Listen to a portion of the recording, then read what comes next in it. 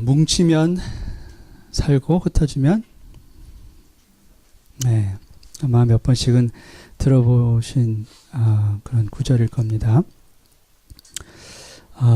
이 말은 6.25 전쟁 당시에 이승만 대통령이 평양 탈환 환영 시민대회에서 사용했던 그런 구절이다, 이렇게 알고 있습니다. 1950년 10월 27일이라고 하네요. 근데 이 말의 원전은 사실 한참 전 이솝 우화에서 나오는 구절입니다. 이솝 우화 가운데 the four oxen and the lion, 그게 있어요. 4마리의 소와 사자 1마리. 거기에 이제 그 구절이 있습니다. United we stand, divided we fall. 예. 뭉치면 서고 흩어지면 무너진다. 이런 말이죠. 그런데 이런 분열의 위험에 관해서는 성경에서도 이미 기록하고 있습니다. 만일 집이 스스로 분쟁하면 그 집이 설 수 없고, 예, 마가복음 3장 25절에 있고요. 마태복음 12장에도 이런 구절이 있습니다. 예수께서 그들의 생각을 아시고 이르시되 스스로 분쟁하는 나라마다 황폐하여질 것이요 스스로 분쟁하는 동네나 집마다 서지 못하리라. 자, 나뉘어지면 바로 설 수 없다라고 말합니다. 흩어지면 정말 무너진다라는 거죠. 근데 초대 교회에서 이런 일이 일어났습니다. 스데반 집사가 순교를 하고 교회에 박해가 시작되었고 교회는 곧 흩어졌습니다. 그러면 당연히 무너지는 것이 예정된 순서입니다. 그런데 그렇게 되지 않았습니다. 과연 무엇이 그런 결과를 가져오게 되었을까? 오늘 본문 말씀은 바로 이 질문에 대한 답을 우리가 찾을 수 있도록 도와줍니다. 본문 1절부터 보겠습니다. 사울은 그가 죽임당함을 마땅히 여기더라. 그날에 예루살렘에 있는 교회에 큰 박해가 있어 사도 외에는 다 유대와 사마리아 모든 땅으로 흩어지니라. 그랬습니다. 자, 사울이라는 사람이 등장합니다. 그가 어떤 사람이 죽임당하는 것을 보고 마땅하게 여겼다, 이렇게 말합니다. 자, 우리가 잘 알다시피 이 사울은 나중에 바울이 되는 그런 인물입니다. 그리고 그가 어떤 사람의 죽임을 보면서 이것은 마땅한 죽임이다 라고 생각했던 그 사람의 죽음은 바로 스데반이죠. 그리고 보십시오. 그날에 on that day라고 그랬습니다. 그날에 스데반이 순교하던 바로 그날에 교회에 큰 박해가 있었다 라고 했습니다. 자, 스데반 집사의 죽음을 슬퍼할 수 있는 그러한 겨를도 충분히 없는 상황에서 교회는 바로 위기를 맞습니다. 교인들이 뿔뿔이 흩어지게 되었다라고 했습니다. 유대와 사마리아 모든 땅으로 흩어졌다, 이렇게 말씀합니다. 자, 어떤 모임이나 단체도 사람들이 흩어지면 그만입니다. 사람들이 모여 있으니까 모임이다, 이렇게 말합니다. 그렇죠? 여러 사람이 한 묶음으로 있으니까 단체다라는 말을 씁니다. 자, 각자 따로면 모임도 아니고 단체도 아닙니다. 자, 예루살렘 교회가 바로 그런 상황이 되었다라는 것입니다. 이제 교회는 다 흩어져서 무너지는 그 수순을 준비하는, 그거밖에 다른 옵션이 없는 그런 상황인 것 같이 보입니다. 2절입니다. 경건한 사람들이 스데반을 장사하고 위하여 크게 울더라. 자, 유다와 사마리아의 땅에 모든 사람이 흩어졌다라고 했는데 몇몇은 남아 있었어요. 저 사도들을 제외하고 대부분의 사람들은 다 흩어졌습니다. 그런데 몇몇은 그 자리를 지켰다는 겁니다. 그들을 성경은 경건한 사람들이라고 했습니다. 자, 이 경건한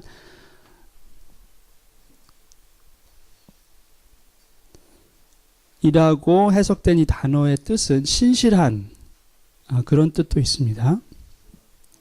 이게 이제 밑에는 발음을 영어식으로 하도록 도와드렸습니다. 율라베이스라고 되어 있어요. 그런데 이게 재밌습니다. 경건한, 신실한 두 번째 뜻도 있지만 먼저 된 뜻이 뭐냐면 잘 붙잡고 있는 이라는 뜻이에요. 아주 잘 붙잡고 있는 사람. 잘 붙잡고 있는 사람이 경건한 사람이 되었습니다. 자, 믿음을 지킨다는 것이 바로 이런 모습인 것 같이 보입니다. 잘 붙잡고 있는 것입니다. 자, 무엇을 붙잡고 있어야 합니까? 사람입니까? 물질입니까? 자리입니까? 아닙니다. 그것들은 붙잡아야 할 것들이 아닙니다. 우리가 붙잡아야 할 것은 약속입니다. 약속이에요. 약속. 경건한 사람은 약속을 붙잡는 사람입니다. 하나님의 말씀을 믿는 사람입니다. 주님의 약속을 기억하는 사람입니다. 복음서에서 주님이 이 말씀을 하셨죠. 내가 내게 이르노니 너는 베드로라. 내가 이 반석 위에 내 교회를 세우리니 음부의 권세가 이기지 못하리라. 자, 교회를 세우는 사람이 누굽니까? 예수님이십니다. 교회를 지키시는 분 여전히 예수님이십니다. 음부의 권세가 이기지 못하게 지키시는 분 예수님이라는 거죠. 주님께서 내 교회를 세우겠다. I will build my church. 그렇게 말씀을 하셨어요. 자, 어떤 것 위에 세우시겠다 하셨습니까? 반석 위에. 자, 그럼 반석은 무엇입니까? 이 반석은 곧 예수님이다 라는 해석이 있습니다. 그리고 또 다른 해석은 반석이라는 이름을 가진 베드로. 그가 반석이다 라는 해석도 있습니다. 자, 첫 번째 예수님이 반석이다라는 말 틀린 말이 아닙니다. 근데 문맥상으로는 좀 무리가 있는 해석이 될 수도 있습니다. 물론 불가능한 일이 아닙니다. 어거스틴이라든지 루터 같은 사람들은 반석은 곧 예수님이시다 라는 견해를 갖고 있습니다. 자, 두 번째 베드로가 반석이다 라는 해석입니다. 왜냐하면 베드로가 페트로잖아요. 거기서 피터라는 영어가 나왔습니다. 페트로가 베드로의 별명 같은 것입니다. 너는 이제 반석이다. 페트로. 원래는 시파스 게바라고 하는 이름을 갖고 있었죠. 그런데 페트로입니다. 근데 여기서 또 반석이라는 말이 나오잖아요. 베드로라. 그리고 내가 반석 위에서 여기 반석에서 이 반석은 페트로가 아니라 페트라입니다. 그러니까 여성 명사예요. 페트로는 남성 명사고 페트라는 여성 명사입니다. 그러니까 정확하게 베드로다라고 하는 것도 무리라는 거죠. 근데 캐톨릭은 이 비를, 이 견해를 갖고 있습니다. 그래서 베드로 위에 교회를 세울 것이다. 또 그 라인에서 계속 이어지는 팝, 그죠? 교황이 통치하는 교회가 the right church, 바른 교회다. 이런 믿음을 갖고 있습니다. 자, 여기도 해석에 무리가 있죠. 자, 그렇다면 여기서 주님이 말씀하신 I will build my church upon this rock. 이게 무슨 말씀일까? 라는 거예요. 문맥을 보면 그 전에 예수님이 제자들에게 물으시죠. 너희는 나를 누구라 하느냐? 그럴 때 베드로가 정답을 합니다. 그 정답이 바로 이거였죠. 16절에 주는 그리스도시요 살아계신 하나님의 아들이십니다. 그렇죠? 주는 그리스도시요. You are the Christ and the Son of living God. 그랬어요. 이 신앙 고백이 반석이라는 거죠. 주님이 반석이시고 또 베드로 신앙 고백을 나타낸 사람도 반석의 뜻을 갖고 있는 베드로일 수 있습니다. 근데 이것이 전부 다 하나가 되는데 무엇으로? 바로 이것. 주는 그리스도시요 살아계신 하나님의 아들이십니다. 이 신앙 고백 위에 내가 I will build my church라는 거죠. 내가 내 교회를 세우리라. I will build. 내가 세운다고 그랬어요. 주님께서. 그것이 약속이었다는 거죠. 그것을 붙들은 사람들이 있었다는 거예요.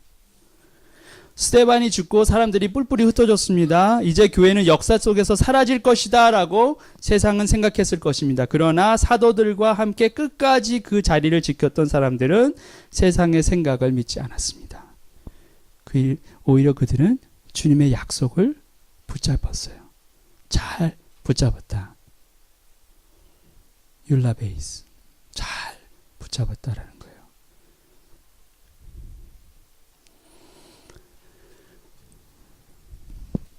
그들이 슬퍼했다라고 했습니다. 사랑하는 형제, 스데반이 목숨을 잃었기 때문입니다. 억지로 아무렇지도 않은 척하지 않았다고 성경은 기록합니다. 아주 슬퍼했습니다. 크게 울었다라고 했습니다. 슬픈 건 슬픈 겁니다. 힘든 건 힘든 겁니다. 아닌 척할 이유가 없습니다. 하나님 앞에서 우리는 솔직해야 합니다. 아프면 아프다고, 화가 나면 화가 난다라고 고백해야 합니다. 그리고 그 마음을 드려야 합니다. 문제는 바로 여기 있습니다. 그 마음을 드려야 하는데 우리가 끌어안고 있다는 것, 그것이 문제다라는 거예요. 그래서 힘든 겁니다. 그래서 하나님이 기뻐하시는 삶을 살 수 없게 되는 겁니다. 여러분, 화가 나면 속에서 불이 난다라는 말을 씁니다. 정말 불이 납니까? 네, 정말 불이 납니다. 네, 불의 속성이 뭡니까? 뜨거워집니다. 그리고 주위의 것을 다 태웁니다. 근데 화가 나면 어떻게 됩니까? 속에 열불이 납니다. 그렇죠? 그냥 불보다 더 세니까 열불이라는 말을 씁니다. 여러분, 산에 불 나면 산에 불이 났습니다. 그렇지, 산에서 열불이 났습니다. 그럽니까? 안 그렇습니다. 오로지 사람, 여러분의 가슴속이 불같이 타오를 때 열불이 난다라는 말을 표현합니다. 견딜 수 없다라는 거예요. 여러분, 산은 견딜만 하니까 불났다라 그러고 여러분의 가슴은 견딜 수 없어서 열불이라고 합니까?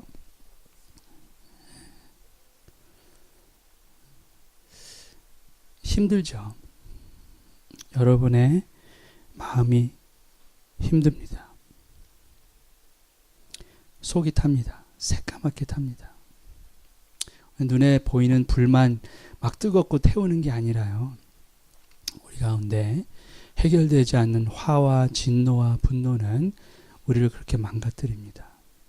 안 그럴 것 같지만 그렇습니다. 여러분이 조절할 수 없는 그 순간이 반드시 있습니다.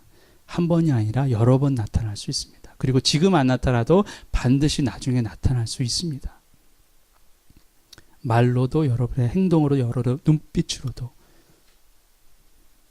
그것도 엉뚱한 데 나타납니다. 그렇죠? 원인을 제공한 그 사람에게는 아무 얘기 안 하고 애매한 사람한테 힘들게 하는 경우가 많습니다. 내가 끌어안고 있으면 그렇게 된다는 거죠. 그렇죠? 그래서 우리는 주 앞에 우리의 마음을 솔직하게 내어드려야 됩니다. 그것이 해결하는 방법이에요.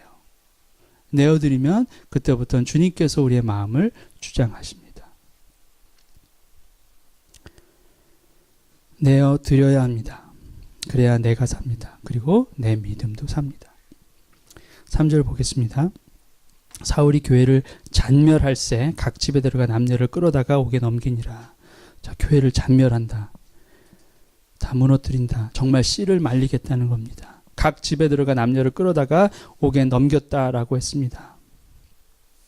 스데반은 순교했고 교인들은 감옥에 다 갇혔습니다. 이제 더 이상 소망이 없어 보입니다. 근데 보십시오. 그 흩어진 사람들이 두루 다니며 복음의 말씀을 전할세. 자, 이게 굉장히 중요합니다. 흩어진 사람들을 주님이 쓰셨다는 거예요. 어쩌면 그들은 비겁한 사람들 같았을 것입니다. 어쩌면 그들은 교회를 지키지 않고 그저 자기 살겠다고 도망간 사람들 같았습니다. 그런데 오히려 주님은 그런 사람들을 사용하셨다는 거예요. 여기서 우리는 정말 교회는 주님이 세우시는 것이다 라는 사실을 믿게 됩니다. 믿음의 거인들이 교회를 지키고 교회를 세워가는 것이 아니라는 겁니다. 그렇다고 믿음도 없는 손님이 교회를 세우는 것은 또 더더욱 아닙니다. 교회는 주님이 세우십니다. 그리고 누구를 쓰겠다라는 것도 주님의 뜻입니다. 주님은 지키는 사람도 쓰시고 떠나는 사람도 쓰십니다. 예루살렘 교회의 박해가 시작되자 사람들은 뿔뿔이 흩어졌습니다. 그리고 그들이 가졌던 믿음도 버렸을 것 같았습니다. 그런데 아니었습니다. 핍박받은 현장을 빠져나왔지만 그들의 심장에는 여전히 복음이 뛰고 있었습니다. 복음이 능력입니다. 사람이 능력이 아닙니다. 복음이 능력입니다.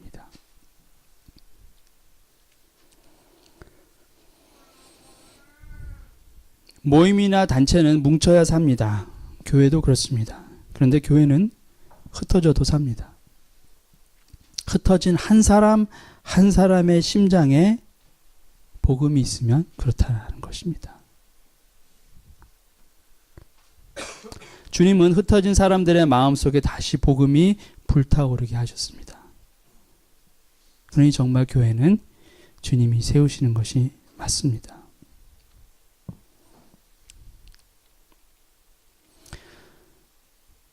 누구도 교회가 커지고 사람이 많이 모이는 것에 자랑하지 않아야 합니다.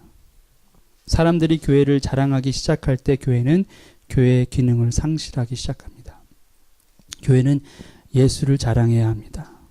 정말 교회를 세우시고 지키시는 분은 주님이시기 때문에 그렇습니다.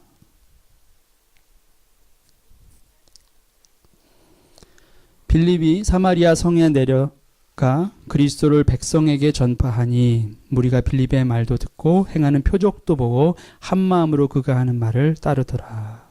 자, 여기서 빌립은 사도 빌립이 아니라 집사 빌립입니다. 7 집사 중에 한 사람 스데반은 순교를 당하고 이 빌립은 사마리아에 가서 전합니다. 무엇을 전합니까? 그리스도를 전파했다 그랬습니다. 여러분, 그리스도가 복음이고 기독교가 그리스도입니다. 한 사람 예수 그리스도가 복음입니다. 또 그를 전하는 겁니다. 교회 이름을 전하는 것도 아니고 교회가 행하는 어떠한 행사나 프로그램을 정하는 것도 아닙니다. 오로지 그리스도만이 전해야 할 대상입니다. 빌립이 그 일을 행하고 있습니다.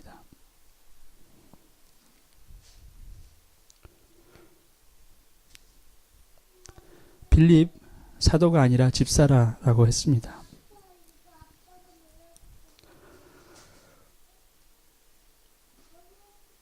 성경은 여전히 집사들의 사역을 조명하고 있습니다. 증거하고 있습니다.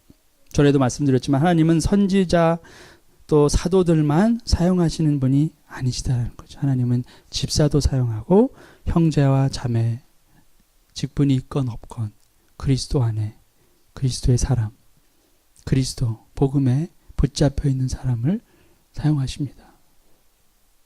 때로는 넘어지는 사람, 도망가는 사람, 뿔뿔이 흩어졌던 사람도 부르십니다. 베드로가 그랬어요.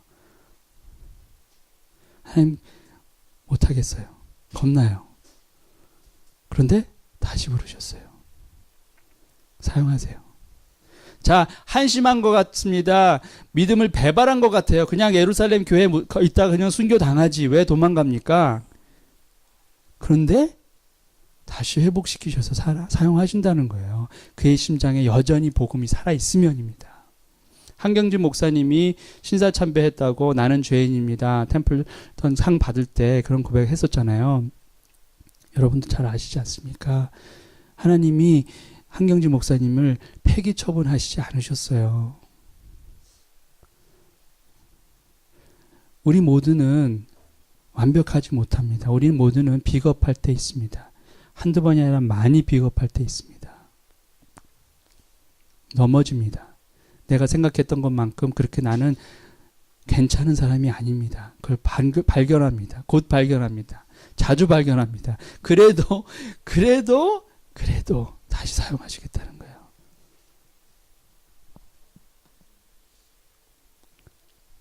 나는 목사도 아닙니다. 나는 장로도 아니에요. 그래서 어쨌다고요? 미국 사람들이 잘하는 말, so what? 그죠? 아니어서 어쩌다고요? 상관없어요. 그렇죠? 여러분의 심장에 복음이 살아있느냐 없느냐가 중요한 거예요. 여러분 심장에 그리스도가 여전히 살아계시냐, 여전히 심장을 뛰게 하시느냐 아니냐가 중요한 겁니다. 여러분. 뛰지 않으면 목사도 소용없어요. 뛰지 않으면 교황도 소용없어요.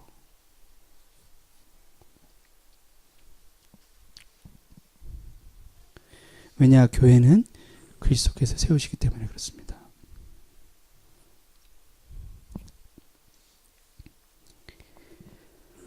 그래서 우리 모두는 준비되어야 합니다. 부르시면 달려가야 되죠. 아멘.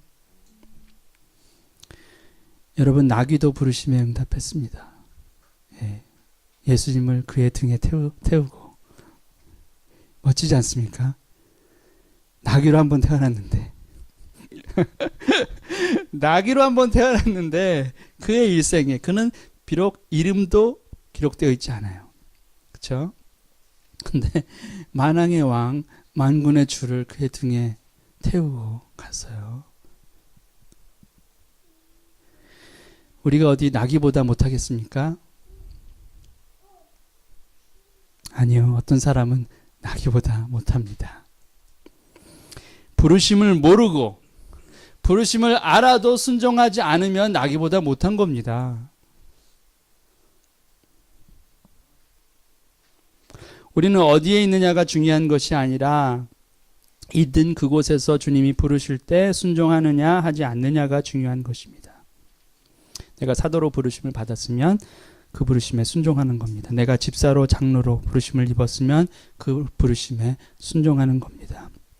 내가 이 땅에서 부르심을 입었으면 이곳에서 이곳에서 순종하고 다른 선교지의 부르심을 입었으면 그곳에서 순종하는 겁니다.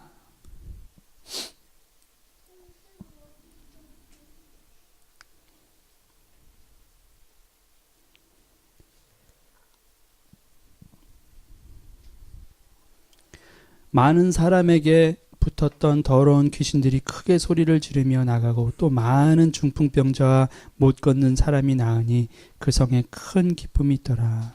자, 부르심에 순종할 때 역사가 일어납니다. 귀신 들렸던 사람들이 자유함을 얻고 병들었던 사람들이 병고침을 받게 되었다라고 성경은 증거하고 있습니다. 그리고 그 성에 큰 기쁨이 있었다라고 기록하고 있습니다.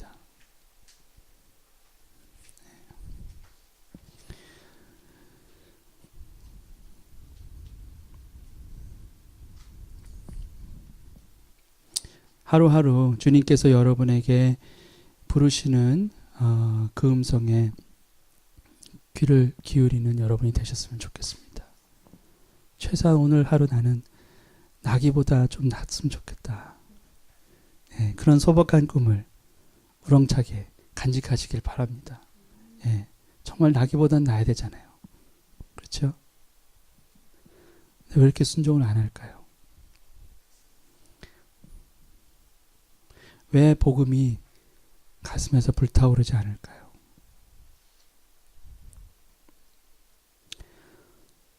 우리는 변명이 참 많습니다. 주님께 할 말이 많습니다.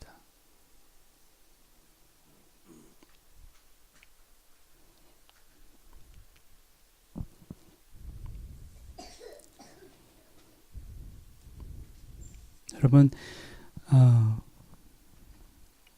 말을 잘하고 말이 많아야지만 사용하시지 않잖아요, 주님은. 그렇죠? 나귀는 말도 못했습니다. 네.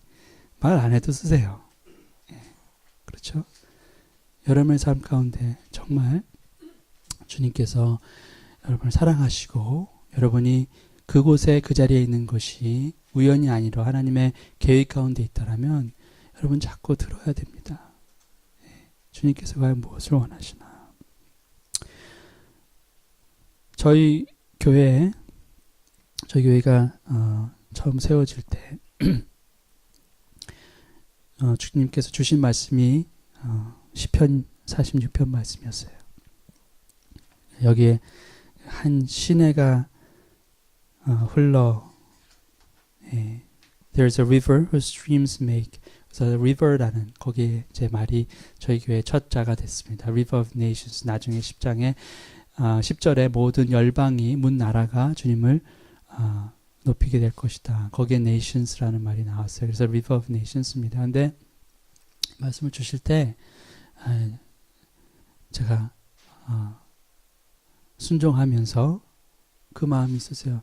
정말 지존하신 이의 성소를 기쁘게 하는, 정말 주님께서 주신 공동체가 하나님의 성을 기쁘게 하고, 또 여기에 보면은 그 성 사람들이 기뻤다고 그랬잖아요. 그 시티가, 그 도시가 기뻐했다고 그랬습니다. 정말 복음에 붙들려서 주님의 그리스도를 전파하는 그 현장에 그 시리가, 그 도시가 기뻐했다는 것처럼 저는 그것을 소망했습니다. 그러면서 가슴이 뛰기 시작했어요.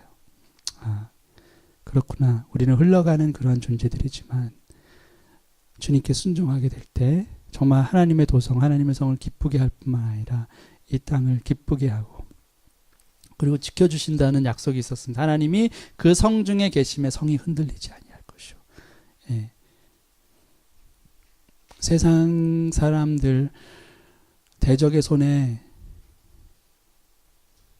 정말 붙잡혀서 이용당하는 교회가 아니라 정말 하나님의 손에 붙잡혀서 하나님을 기쁘시게 하는 그런 공동체를 소망했습니다. 누구 손에 붙잡혀 있느냐가 중요해요.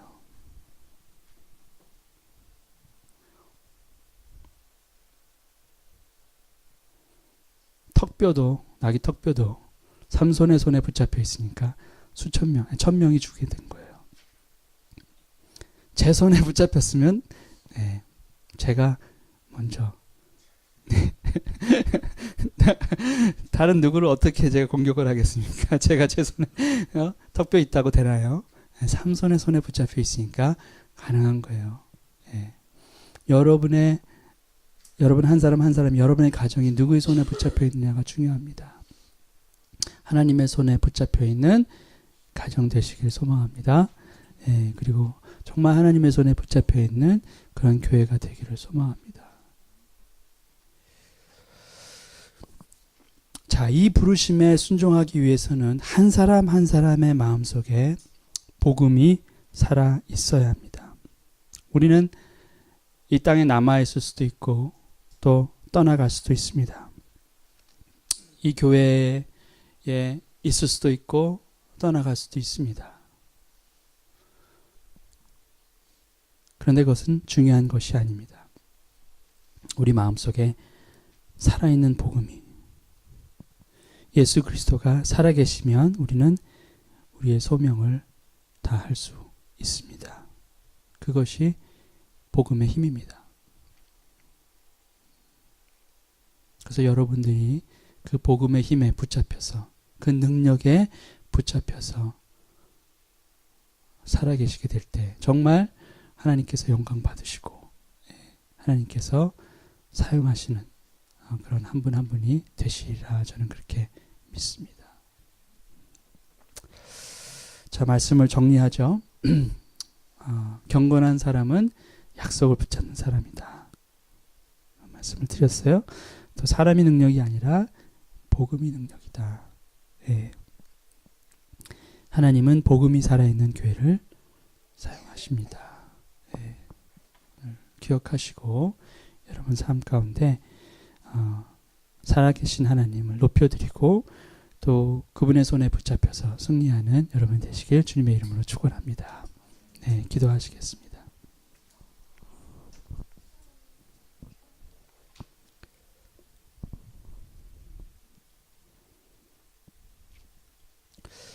사랑의 하나님, 오늘 주님의 얼굴을 구하며 이 자리에 나온 주의 백성들을 주님께서